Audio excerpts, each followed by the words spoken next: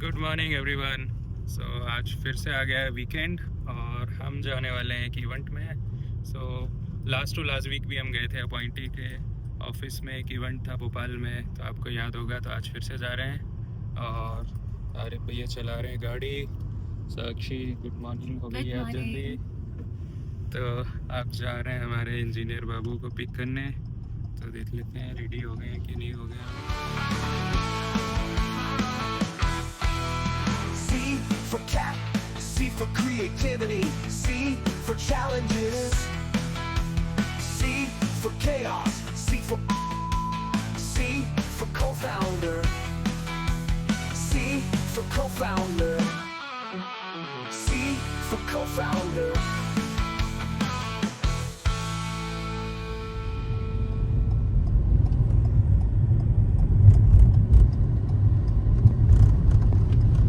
ये है गर्मा गर्म चाय और नाश्ता, और हम घर से लाए सैंडविच। बॉस ने बना के रख दी थी सुबह सुबह। ये बढ़िया सैंडविच है। सैंडविच चाहिए? सैंडविच। अब कर लेते हैं ब्रेकफास्ट, फिर आगे की जर्नी कंटिन्यू करते हैं। तो आज बहुत अच्छा मौका मिला है। आज मैं ड्राइव भी नहीं कर रहा हूँ, अरे भैया है वो ड्राइव करने वाले हैं। हमारे पास 2-3 घंटे का समय है और हम लोग जा रहे हैं इंजीनियर भोपाल जा रहे हैं। इंजीनियर बाबू भी अब हमारे साथ बैठे हैं, तो बहुत सारा फ्री टाइम है हमारे पास कुछ अच्छी डिस्कशंस करने का।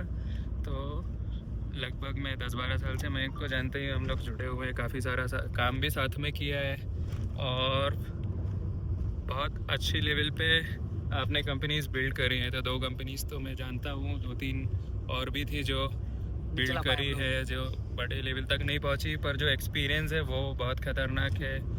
आपने फंडिंग भी जो है वो VSS से रेस करी। और तो क्या पूछना है मुझसे? तो अब डिस्कस करेंगे कि इतनी सारी जर्नी थी, तो कैसे कैसे कैसे किया, शुरुआत कैसे हुई आपकी? शुरुआत तो वैसे रैंडम हो गया, ऐसा वो नहीं था कि कुछ ना कुछ चेंज करना है, तो जहाँ पे प्रॉब्लम दिखी उसको बनाना चालू कर दिया। फिर समझ में आया कि अपने को कुछ आता ही नहीं है, तो धीमे धीमे करके सीखा। और आइडिया तो बहुत आसान चीज़ है, हर एक को आ जाता है, पर कंपनी बनाने जाते हैं तो लीगल, फाइनेंस, HR, पेमेंट कैसे लाना है, कैसे को में पेमेंट नहीं दिखाना है, पैसे निकालने हैं। फिर कस्टमर जो है हर दूसरे दिन रिक्वायरमेंट बदलते रहते हैं, टीम मेंबर के हर दूसरे दिन मोटिवेशन बदलते रहते हैं, तो हज़ारों चीज़ें चेंज होती रहती हैं ओवर द पीरियड टाइम। ये वैसी जर्नी है कि आप सिर्फ में बैठे भी हो, व्हील भी चेंज करना, सब कुछ करना, चलाना भी है, तो बहुत सारे डिसीजन पैरेलल प्रोसेस करने पड़ते हैं।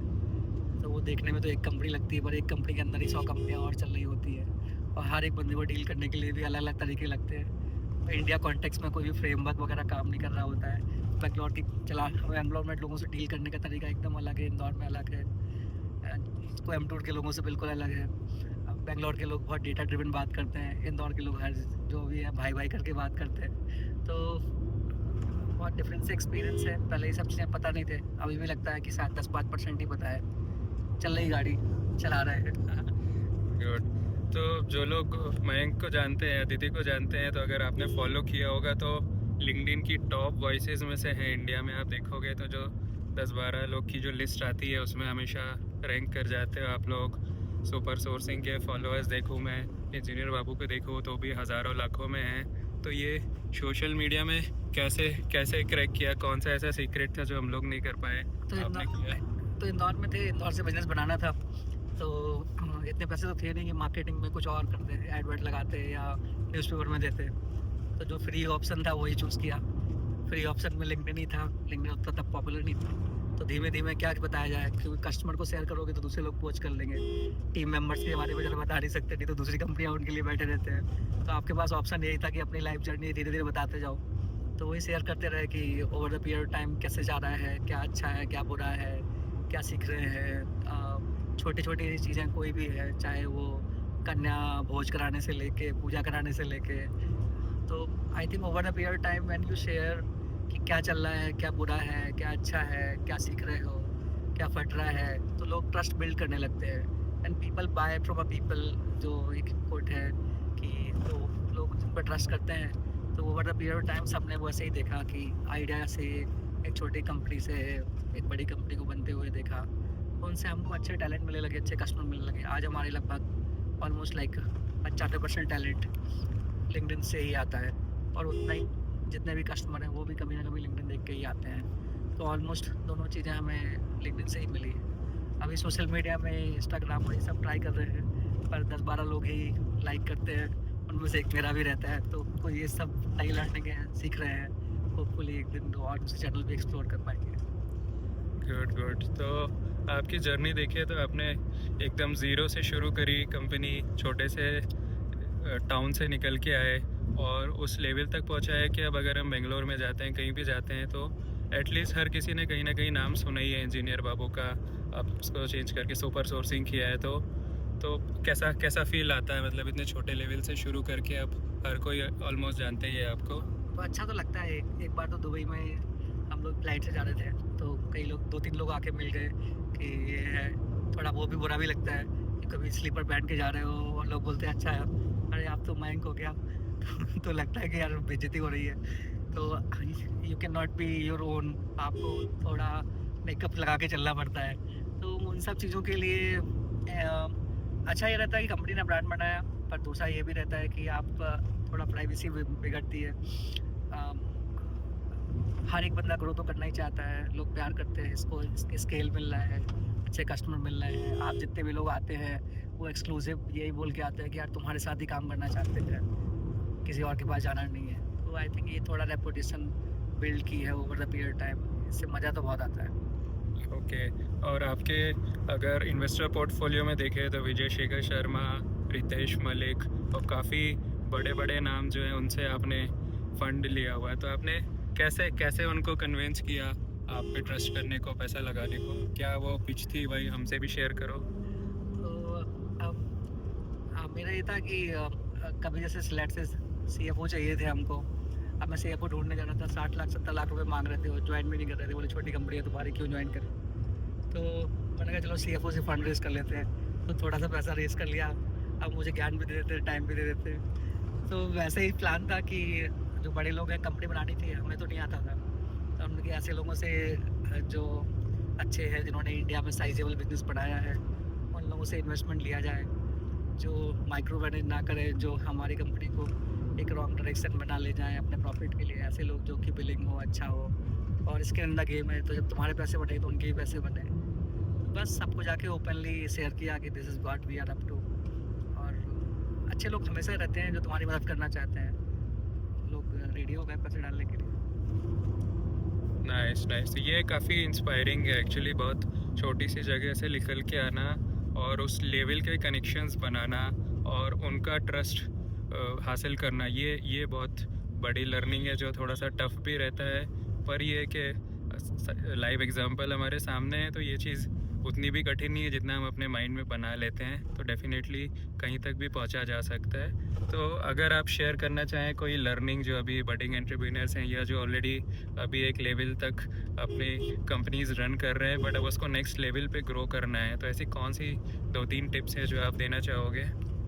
सबसे पहले तो कोई भी चीज़ स्टार्ट करनी है ना, तो आपकी डोमेन में जो बंदा अच्छा है, जिसने साइजेबल बिजनेस किया है, ऐसे 3-4 लोगों से मिल के आपको मिलना चाहिए। आपको डे 1 से स्टार्ट नहीं करना चाहिए, ताकि उन्होंने जो फेलियर किए हैं, उनके जो मिस्टेक्स हुई हैं, वो आप ना रिपीट करो, आपका बहुत टाइम बच जाएगा। दूसरा, आपको 1-2 लोग अच्छे मेंटर रखने चाहिए जिन्होंने साइजेबल बिजनेस बनाए हैं, स्पेशली आपके स्पेस पे बनाए हैं। नहीं बनाए हैं तो एटलीस्ट जिन्होंने साइजेबल बिजनेस बनाए हैं, जो बिजनेस की बेसिक्स समझते हैं, वो आपको काफ़ी करेक्ट कर देंगे। अच्छा कोच वही हो पाता है। वो महाभारत का जो युद्ध है वो अर्जुन जीत ही नहीं पाते अगर उन्हें कृष्ण नहीं मिलते, तो आपको कृष्ण तो ढूंढनी चाहिए। फिर आपके पास में अच्छे एम्प्लॉयज़ होने चाहिए, आप अकेले कुछ भी नहीं उखाड़ सकते हो। तो अगर आपके पास 2-3 को-फाउंडर बढ़िया हैं, आइडियली तो 4 रखने चाहिए, लोग 2 बोलते हैं, मेरे हिसाब से 4 या 5 होने चाहिए। जितने ज़्यादा लोग होते हैं उतनी रिस्क डिवाइडेड होती है। और नहीं कर सकते हो तो मिनिमम 2-3 तो रखो ही, और ढंग के ट्रस्टेबल लोग, 10-12 लोग इनर सर्कल में बढ़िया हों, जो आपकी टीम में हों, आपसे ओपनली आप उनसे वो डे 1 से कल्चर ऐसा बिल्ड करो कि वो भी आपसे अनफिल्टर्ड चीज़ें शेयर कर पाएँ, आप भी उनसे शेयर कर पाओ। At the end of the day business है, तो ऐसा नहीं है कि so basically business is not about life. तो पर्सनल टाइम भी थोड़ा निकालना चाहिए अपनी लर्निंग के लिए। अपने लास्ट में जाके आप किसी सक्सेस को एंजॉय करना चाहो तो वो कभी होता नहीं है। तो आई थिंक डे वन से उस सब चीज़ों के लिए भी एक स्कोप होना चाहिए कि हाँ, इतना टाइम तो मेरा खुद का टाइम है जिसमें मैं अपने पर्सनल के लिए टाइम स्पेंड करूँगा, सीखूँगा, अपनी हॉबी में डालूँगा। अदरवाइज़ एंटरप्रेन्योर बाद में बहुत रिग्रेट करते हैं, तो वो 7-8 साल बाद ही समझ में आता है। और आई थिंक सोशल वर्क अच्छा है, but business without money is a hobby, तो वो हॉबी में नहीं जाना चाहिए। If you make money, you are capitalist, then only you can give more money to others. हर एक का मोटिव आपके जैसा नहीं है, तो आपको मनी जो है ना फ्यूल है किसी स्टार्टअप के लिए या बिजनेस के लिए, तो आपको बिजनेस बेसिक्स से चलना चाहिए। Don't run this as a startup. I think it no more relevant. So no matter which industry you are, I think you should make money. You should have good team members. You should have good customers. Have a clear conversation whether it's an employee or it's a customer. Whatever is not fit, say no, and say no as direct as possible, as early as possible. And I think that's all overall experience. Nice. So आपने बोला कि team भी बहुत ज़रूरी है, और हम सबने देखा कि टीम काफ़ी अच्छी आपने ऑलरेडी बिल्ड करी हुई है। सोशल मीडियाज़ पे भी देखो तो हर जगह ट्रेंड करते हैं आपके लोग, तो वो राइट बंदे आप कैसे चूज़ करते हो? अलग अलग स्टेज पर ढूंढने के अलग अलग तरीके हैं। एक्चुअली हम दूसरी कंपनी की हायरिंग सॉल्व कर रहे हैं, तो अपनी तो सबसे पहले सॉल्व की। तो सेल्स में भी ऐसा था, तो हर अलग अलग डायरेक्शन के लोगों को ढूंढा। जो लीडरशिप के लोग हैं उनको ढूंढने में लगभग 1 से 1.5 साल का टाइम लगता है। जो मैनेजर के लोग हैं उनको ढूंढने में लगभग 1-1.5 महीने का टाइम लगता है, और 6 महीने का टाइम उनको बनाने में लगता है। उनसे आउटकम नेक्स्ट 2 ईयर में निकल पाती है। जो जूनियर लेवल के लोग हैं वो इमीडिएटली मिल जाते हैं, with in a month productive भी हो जाते हैं। सो आई थिंक कुछ चीज़ें जो है ना बेसिक फंडामेंटल काम की है कि इंटीग्रिटी जो है उससे कॉम्प्रोमाइज़ नहीं होना चाहिए। ऐसे लोग जो लॉयल हैं अपने काम को लेके, अपने कलीग को लेके, अब और एक दूसरे की रिस्पेक्ट करते हैं, कुछ लोग काम में अच्छे होते हैं पर दूसरों के लिए बहुत रूड होते हैं। तो आई थिंक वो सब लोग आपको अपना कल्चर थोड़ा डिफाइन करना चाहिए कि मेरे लिए क्या एक्सेप्टेबल है क्या नहीं है। स्किल आप जो है ना वो बेसिकली इंटरव्यू लेके जज कर सकते हो, पर वो बंदे का बिल और दूसरों के साथ में उसके रिलेशनशिप, क्योंकि it's all about how good people working together for a great outcome. तो वो बहुत इंपॉर्टेंट है कि आप सिर्फ अपने काम में अच्छे नहीं हो, आप दूसरे को मोटिवेट भी रखो, आप उसको आपके साथ काम करके एनर्जी फील हो, आप एक दूसरे की स्ट्रेंथ बढ़ो, ना कि कंपटीशन हो। हेल्दी कंपटीशन इंपॉर्टेंट है। तो आई थिंक अच्छी टीम बनाने के लिए बहुत कुछ लगता है। टाइम देना पड़ता है अपनी टीम के लिए, उनको डिफरेंट लेवल पर पार्टी कराना, उनकी जो पर्सनल इशूज़ हैं उनको सॉल्व करना, कहीं भी गाइडेंस लगता है उनको गाइडेंस देना। And sometimes if they feel कि they are not growing with your company, then I think you should also let them go. You should give them more chance कि यार ठीक है, आपको रेफ़र करके अच्छी जगह पे भेजना चाहिए। सो यही सारी चीज़ें थी जो हमारे लिए तो काम की हैं। And we were lucky to get good people. कुछ एक थोड़ा लक वाला फैक्टर भी है कि अच्छे लोग आपको मिल जाएं। ब्रांडिंग भी इनमें काफ़ी हेल्प करती है। आई थिंक इंदौर में कोई भी बंदा आता है तो थोड़ा ब्रांडिंग की वजह से उनके लिए हम लोग पहले प्रेफरेंस रहते हैं, और इस इंडस्ट्री में हमने थोड़ा अपना नाम बनाया है। सो आई थिंक जो भी लोग इस इंडस्ट्री के एक्सपीरियंस लोग हैं वो भी हमको प्रेफरेंस देते हैं। तो ये सब थोड़ा काम करके हमारे लिए। ओके। सो अभी आपसे डिस्कशन हो रहा था तो एक चीज़ बोली कि आपको नो बोलना भी आना चाहिए। अगर कॉप अप नहीं कर पा रहे हैं आपके साथ वो बंदे, तो आपको मना करना आना चाहिए। तो ऐसे 1-2 और कौन से स्किल हैं जो लगता है आपको यंग जो एंटरप्रेन्योर्स हैं उनको अपने अर्ली डेज़ में ही सीख लेना चाहिए, ताकि वो वाली कॉस्टली मिस्टेक ना कर पाएँ जो हो सकता अपन ने फेस करी हो पहले कभी? वो देखो ऐसा कुछ नहीं है, मतलब स्विमिंग ऐसा है कि इसको आप प्ले बुक से नहीं सीख सकते, उसको तो पानी में कूद के ही सीखना पड़ेगा। तो मिस्टेक्स तो आप करोगे सही, कम करोगे। इसके लिए हाँ, आप कोई भी एक अच्छा मेंटर रखो, और वो जो बोल रहे हैं वो आप पे ट्रस्ट करें। तो कभी कभी क्या होता है हमें खुद पता नहीं रहता कि हम में क्या कैपेबिलिटी है, तो आपको अपने कोच की बात सुननी चाहिए और जैसा वो बोले वैसे करते जाओ।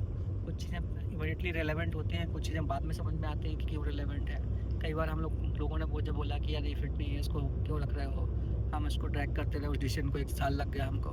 आई think I was not capable enough to take those bold decisions early, and my company has to suffer and pay for those mistakes. तो ये मिस्टेक्स तो यूजली खुद ही करते हैं, हम ही लोग ही करते हैं। तो बहुत सारी 90% मिस्टेक किसी कंपनी को सक्सेसफुल या फेलियर बनाने में ना फाउंडर की होती है। तो जो बोलते हैं ना 90% कंपनियां चल नहीं पाई हैं, उसमें भी 80% तो फाउंडर की वजह से ही होते हैं। अगर आप जल्दी सीख लोगे और या तो आप किसी अच्छी कम्युनिटी का पार्ट बनो, जैसे सैस भूमि एक अच्छी कम्युनिटी है, ओपेका एक अच्छा ग्रुप है, तो इसमें लोग आपको ऑलरेडी बताते हैं कि दूसरे लोगों ने क्या मिस्टेक्स किए हैं। So maybe you can learn with other colleagues who are sharing their playbook. काफ़ी अच्छे, हम लोग भी अभी भोपाल जा रहे हैं तो वहाँ पे बीटा करके कम्युनिटी है, बहुत ही जेन्युइन ऑनेस्ट लोग हैं, एक दूसरे की हेल्प करते हैं। निमित सर हमारे मेंटर हैं, बहुत टाइम से ऑलरेडी हेल्प सपोर्ट कर रहे हैं। तो अगर आपको ऐसे कुछ अच्छे लोग मिलते हैं तो I think you are lucky and they will help you in. फिर आपको फॉलो करना आपका काम है, कोई खाना नहीं खिलाएगा यार आप हाथ पकड़ के, तो इतना तो खुद ही करना पड़ेगा। ओके, तो जो एक दो चीज़ें हैं जो अभी डिस्कशन में निकल के आई, एज अ फाउंडर आपको हमेशा ओपन रहना पड़ेगा लर्निंग्स के लिए, नई नई चीज़ें सीखते रहना पड़ेगी। तो अभी मयंक भाई का भी इतना 10-12 साल का एक्सपीरियंस हो गया एज अ फाउंडर, एक लेवल तक ले गए। और भी जो बड़े बड़े फाउंडर्स से हम मिलते हैं हमेशा, तो वो हमेशा नए लोगों से कुछ ना कुछ सीखने के लिए रेडी रहते हैं। तो वो एरोगेंसी आपको निकालना पड़ेगी और आपको बहुत ज़्यादा ओपन होना पड़ेगा कि नए लोग भी कई बार बहुत अच्छी चीज़ें सिखा सकते हैं। तो आपको हमेशा नई चीज़ें सीखते रहना पड़ेगा। थोड़ा सा स्ट्रिक्ट होना पड़ेगा कि कुछ चीज़ों के लिए आपको स्ट्रेट फॉरवर्ड नो भी बोलना पड़ेगा। तो वो एक आर्ट है जो ओवर द टाइम आपको सीखना पड़ेगा, वो बहुत ज़रूरी है आपकी कंपनी के लिए, आपके लोगों के लिए। अभी जैसे हम अवधेश भाई, कल ही हम लोगों ने डिसाइड किया कि हमें सेल्स, एंटरप्राइज सेल्स का एक सेशन होने वाला है। अब सुबह से मैंने इनको बोला कि यार 2:30 बजे सेशन है, मुझे भोपाल में थोड़ा काम है, जल्दी चल सकते हैं कि 8 बजे का बोला 8 बजे रेडी हो गए, 7 बजे बोला 7 बजे रेडी हो गए। तो वही है कि दो एवरीथिंग इज़ गोइंग सॉर्टेड, उनका बिजनेस सही चल रहा है, हमारा भी ठीक चल रहा है। पर आप नई स्किल सीखने के लिए 5 घंटे जाने का, 4 घंटे 5 घंटे आने का, एक दिन में ट्रैवल कर सकते हो, वो भी वीकेंड पे।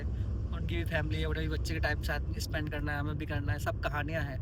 बट वही है कि आप अपने बिजनेस को लेकर कितने कमिटेड हो, कितने ओपन हो नई चीज़ों को सीखने के लिए। तो अगर आप में ये एटीट्यूड है तो आई थिंक आप आगे बढ़ोगे इसे। राइट, तो बहुत ज़्यादा आपको एज अ फाउंडर फ्लेक्सिबल होना पड़ेगा। और दूसरा, जो भी गड़बड़ियाँ हो रही हैं आपकी कंपनी में, तो उसका रिस्पॉन्सिबिलिटी लेने के लिए भी आपको रेडी होना पड़ेगा। तो अगर चीज़ें सही हो रही है तो आपकी टीम और सारी चीज़ें अच्छे कर रही है, पर अगर कुछ गड़बड़ी हो रही है तो वो फाउंडर्स की रिस्पॉन्सिबिलिटी है कि उसको राइट टाइम में आपने फिक्स नहीं किया, या आपने राइट टाइम में टीम को कोच नहीं किया, या वैसे अच्छे लोग चूज़ नहीं करे। तो वो सारी चीज़ों के लिए भी आपको रेडी होना पड़ेगा। तो मेरे ख्याल से काफ़ी अच्छा लर्निंग सेशन था, अभी काफ़ी कुछ अच्छे डिस्कशंस हुए। अगर आपके भी कुछ क्वेश्चंस हों तो आप कमेंट में डालिए, और कोशिश करूँगा मैं मयंक भाई को भी, और मैं उसको आपको कमेंट में आंसर करने की कोशिश करूँगा। तो बढ़िया रहा। अब हम पहुँचेंगे इवेंट में और फिर मैं वहाँ का दिखाता हूँ वहाँ पे क्या होने वाला है।